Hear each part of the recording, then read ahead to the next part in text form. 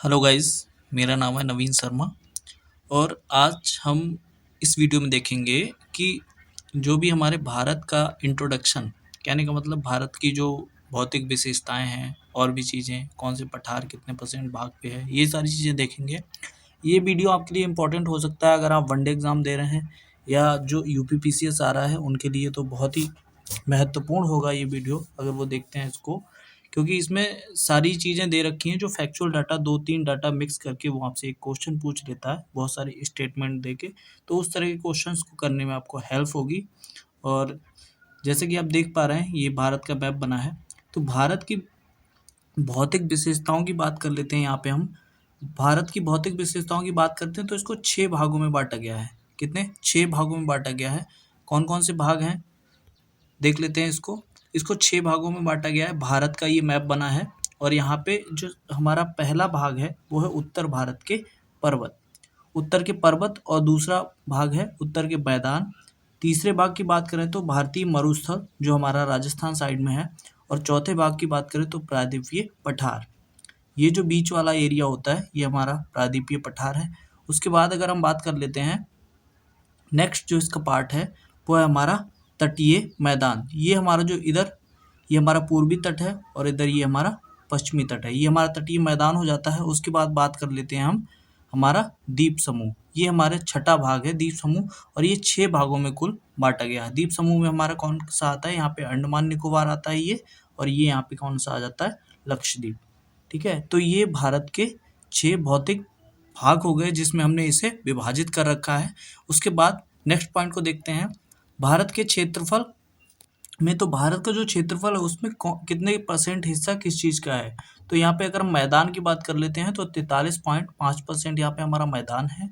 अगर पठार की बात करते हैं प्लेटू, तो ये 27.5% हमारा पठार है जो हमारा पूरे भारत के कुल क्षेत्रफल में। और पहाड़ी की बात करते हैं। अब यहाँ पे एक इम्पॉर्टेंट फैक्ट है जो हमसे पूछ लिया जाता है कभी कभी स्टेटमेंट्स में, कि जो पहाड़ी होती है वो क्या होती है? 600 मीटर से उसकी जो हाइट होती है वो कम होती है, और जो पर्वत होता है उसकी जो हाइट होती है 600 मीटर से अधिक होती है। दोनों बातें यहाँ पे लिखी गई हैं, देख सकते हैं आप।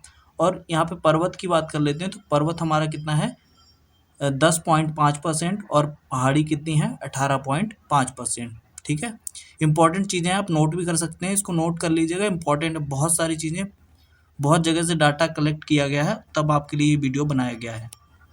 इसके बाद बात कर लेते हैं, यहाँ पे हमने दे रखा है, देखिए ये जो नॉलेज है बहुत इंपॉर्टेंट है।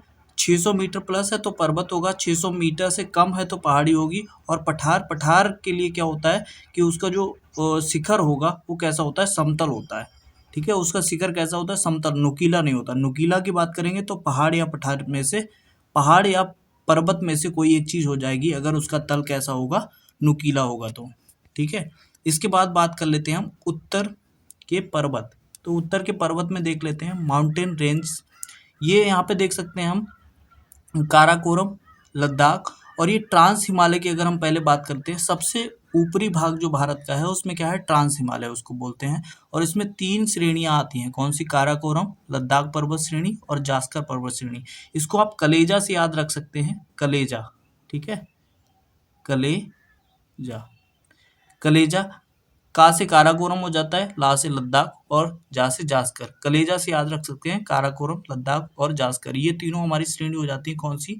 उत्तर भारत की। यहाँ पे हमारा एक पर्वत आ जाता है, नंगा पर्वत। ठीक है, नंगा पर्वत आ जाता है। ये कौन सी साइड में है हमारा? ये हिमाचल प्रदेश और पंजाब के ऊपर साइड में है, लेकिन जम्मू कश्मीर में ही आता है। उसके बाद बात कर लेते हैं हम, यहाँ पे हमारी 3 श्रेणियाँ हैं। ऊपर का हमारा बृहत हिमालय या महान हिमालय जिसको बोलते हैं। उसके बाद लघु हिमालय आता है और शिवालिक श्रेणी। शिवालिक हमारा सबसे नवीन पर्वत है, या इसे कहते हैं अभी शिवालिक श्रेणी जो है वो सबसे कम ऊंची है पूरी हिमालय पर्वत श्रेणी में। और ये हिमालय के पाद में स्थित, पाद मतलब पैरों में, हिमालय के इसको पैर बोलते हैं क्योंकि ये हमारी किस साइड में है?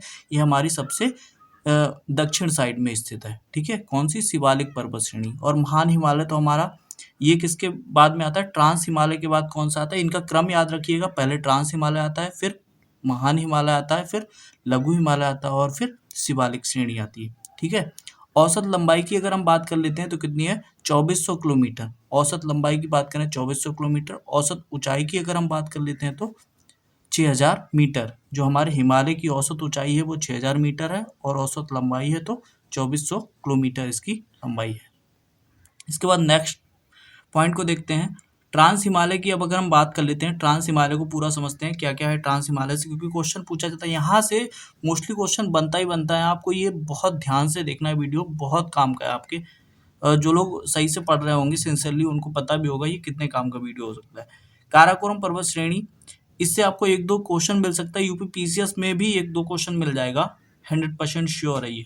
काराकोरम पर्वत श्रेणी में उत्तरी श्रेणी, भारत की सबसे उत्तरी श्रेणी है ये, ठीक है। सबसे लंबी श्रेणी है काराकोरम की। अगर हम बात करते हैं, इसे एशिया की रीढ़ कहा जाता है, बैकबोन ऑफ एशिया कहा जाता है इसे। सबसे ऊंची चोटी है गार्डविन ऑस्टिन K2, ठीक है। इसकी जो सबसे ऊंची चोटी है वो कौन सी है, गार्डविन ऑस्टिन K2। ऊंचाई की बात कर लेते हैं अगर हम, गार्डविन ऑस्टिन की ऊंचाई कितनी है, तो ये हमारी है 8611 मीटर। कितनी है, 8611 मीटर ऊंचाई है। विश्व की दूसरी सबसे ऊंची चोटी है, और ये जो अभी स्थित कहाँ पे है, पीओके वाले पार्ट में, जो हमारा पाक अधिकृत कश्मीर है उसमें स्थित है।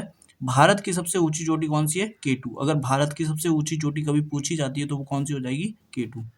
वैसे तो ये सबको पता है, लेकिन ये हमारी स्थित कौन से पार्ट में है, तो ये काराकोरम रेंज में स्थित है, ये हमें याद रखना है।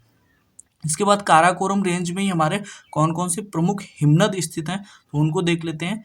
तो पहला हमारा 4 हिमनद स्थित है काराकोरम रेंज में। कितने, 4 हिमनद स्थित है, संख्या याद रखेंगे। उसके बाद पहला कौन सा है, सियाचिन। सियाचिन में 1984 में ऑपरेशन मेघदूत चला था, ठीक है। ऑपरेशन मेघदूत कहाँ चला था, सियाचिन हिमनद में। विश्व का सबसे ऊंचा युद्ध स्थल है, ये क्वेश्चन पूछा गया है पिछले यूपीपीसीएस में, प्रीवियस ईयर पेपरों में, और ये बहुत इंपॉर्टेंट हो जाता है आपके किसी भी एग्जाम के लिए। उसके बाद दूसरा है बियाफो, बाल्टोरा और हिस्पर। ये 4 हिमनद हमारे कौन से, काराकोरम पर्वत श्रेणी में पाए जाते हैं। इसके बाद नेक्स्ट पॉइंट की बात कर लेते हैं अगर हम, लद्दाख पर्वत श्रेणी। तो लद्दाख पर्वत श्रेणी की बात करते हैं। सिंधु नदी लद्दाख एवं जास्कर श्रेणी के मध्य से बहती है। जो सिंधु नदी है हमारी वो लद्दाख और जास्कर श्रेणी के मध्य से बहती है। सिंधु नदी के दाएं तट पर लेह शहर स्थित है। सिंधु नदी, अच्छा दायां बायां कैसे पता करते हैं, ये कभी कभी आ जाता है पॉइंट्स में। तो जो नदी जिस साइड को बह रही होती है, मतलब नदी जिधर उसका मुंह होता है नदी का, उसके लेफ्ट और राइट को उसके दायां बायां बोलते हैं। ये याद रखेंगे आप लोग, इंपॉर्टेंट हो जाता है, कभी कभी किसी किसी को कंफ्यूजन आता है, हालांकि ज्यादातर लोगों को पता होगा ये। उसके बाद नेक्स्ट पॉइंट की बात करते हैं। राकापोसी चोटी सर्वाधिक ढलान वाली चोटी है, ठीक है। लद्दाख पर्वत श्रेणी में एक कौन सी चोटी है, राकापोसी चोटी है, जो सर्वाधिक ढलान वाली चोटी है। उसके बाद लद्दाख मरुस्थल, ये कोल्ड डेजर्ट है।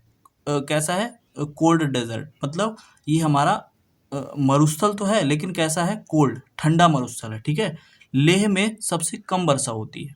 अगर हम वर्षा की बात करें तो लेह में हमारी कैसी सबसे कम वर्षा होती है, भारत में सबसे कम वर्षा कहाँ होती है, लेह में होती है। ये पॉइंट इंपॉर्टेंट है, काफी बार पूछा भी गया है, याद रखेंगे आप लोग, ठीक है। उसके बाद हम बात कर लेते हैं, और हमारी अगली नेक्स्ट कौन सी आती है, जास्कर श्रेणी आ जाती है, और कैलाश पर्वत, ठीक है। तिब्बत जिसे बोलते हैं कैलाश पर्वत। कैलाश पर्वत कहाँ स्थित है, अब ये तिब्बत में स्थित है, और तिब्बत ये कौन सा, चाइना वाले पार्ट में, मतलब चीन वाले भाग में, ठीक है, याद रखेंगे। Origin of Himalaya mountains, Himalaya की उत्पत्ति कैसे होती है, तो हिमालय की उत्पत्ति के बारे में जान लेते हैं, ठीक है। ये फैक्ट आपके लिए बहुत इंपॉर्टेंट हो जाता है, वनडे एग्जाम्स में भी इससे क्वेश्चन पूछा जाता है, लेकिन यूपी पीसीएस के लिए बहुत इंपॉर्टेंट है। खास तौर पे यूपी पीसीएस वाले लोग अगर जो भी देख रहा है, ठीक है, तो वो इसको ध्यान से देखिएगा। पहले यहाँ पे क्या था, ये पेंजिया, पेंजिया ये हमारा एक पार्ट होता था, पूरा जो पृथ्वी का एक भाग था पेंजिया नाम से। अब ये पेंजिया नाम से क्या हुआ, दो अलग हो गए। पेंजिया जब टूट गया तो ऊपर का जो भाग था हमारा उत्तरी साइड का वो अंगारा लैंड बन गया, और नीचे के साइड का जो भाग था वो गोंडवाना लैंड हो गया। और ये गोंडवाना लैंड में ही यहाँ पे हमारा साइड से एक क्या है, भारत स्थित था, और बीच में हमारा क्या बन गया, टेथिस सागर, ठीक है। ये क्वेश्चन पूछा जाता है, टेथिस सागर किसके बीच था, अंगारा लैंड और गोंडवाना लैंड के। इसे लारेशिया बोलते हैं, ठीक है। और इसको ऊपर वाले जो भाग है लॉरेंशिया भी बोलते हैं, यूरेशिया भी बोलते हैं। यूरोप और एशिया का जो मिला हुआ भाग है वो अभी यूरेशिया भी बोलते हैं, ठीक है। तो जो लारेंशिया वाला पार्ट था और ये हमारा गोंडवाना लैंड ये अंगारा लैंड वाला पार्ट था। जब ये दोनों आपस में टकराए, जब ये दोनों आपस में टकराते हैं, एक दूसरे पे ऐसे ओवरलैप हो जाते हैं और ओवरलैप होने से ये जो बीच का स्थान था ये उठ जाता है, ये इस तरह से उठ जाता है। जब ये इस तरह से उठ जाता है तो इस प्रकार से हमारे हिमालय का निर्माण हुआ है। तो हिमालय का निर्माण किससे हुआ है? अंगारा लैंड और गोंडवाना लैंड से। ठीक है, अंगारा लैंड और ये भारत, भारत किसका भाग है? तो ये गोंडवाना लैंड का भाग है, याद रखेंगे। ये जब इस तरह से जाता है ऊपर की साइड और ये इससे टकराता है, किससे? अंगारा लैंड वाले भाग से, और तभी यहाँ पे ये इस तरह से बन जाता है और ये पर्वत का निर्माण हो जाता है, हिमालय पर्वत। तो हिमालय सबसे नवीन बलित पर्वत है, याद रखेंगे ये बात, याद भी होगी, कुछ लोगों को पता होगा।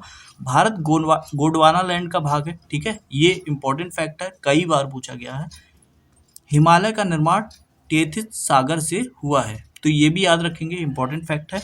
और अगला पॉइंट है हमारा हिमालय, अभी इसकी बात करी हमने, यंगेस्ट फोल्डेड माउंटेन, नवीनतम बलित पर्वत है। ठीक है, कैसा है? नवीनतम बलित पर्वत है, विश्व का सबसे जवान पर्वत है। ये इंपॉर्टेंट है बात, याद रखेंगे। ठीक है, विश्व का सबसे जवान पर्वत कौन सा है? हमारा हिमालय पर्वत। ठीक है, आज की वीडियो में इतना ही समझेंगे, मिलेंगे नेक्स्ट वीडियो में। बहुत काम का वीडियो है, आपने देखा होगा, जो जिसने भी पूरा वीडियो देखा होगा ध्यान से देखिएगा, ये सीरीज आपके लिए इम्पोर्टेंट हो सकती है। इसमें हम बहुत ज़्यादा फालतू की बातें नहीं करेंगे, केवल काम की बात करेंगे और जो भी हमारी चीज़ें इंपॉर्टेंट हैं, जो भी फैक्ट इंपॉर्टेंट है उनकी बात करेंगे। ठीक है, तो इस तरह से ये सीरीज चलेगी और आप जुड़े रहिएगा और अपने दोस्तों को शेयर करिएगा। और आप इसके नोट्स भी बना सकते हैं, क्योंकि ये बहुत ही आपको शॉर्ट करके बनाया गया और बहुत अच्छा कंटेंट है इसके लिए। ठीक है, तो वीडियो देखने के लिए बहुत बहुत धन्यवाद, और आगे भी इसी तरह की वीडियोस के लिए सब्सक्राइब करें यूट्यूब चैनल और देखते रहें, बेल आइकन को प्रेस कर लीजिएगा, जिससे आगे आने वाली वीडियो की नोटिफिकेशन भी आपको मिलती रहेगी। धन्यवाद।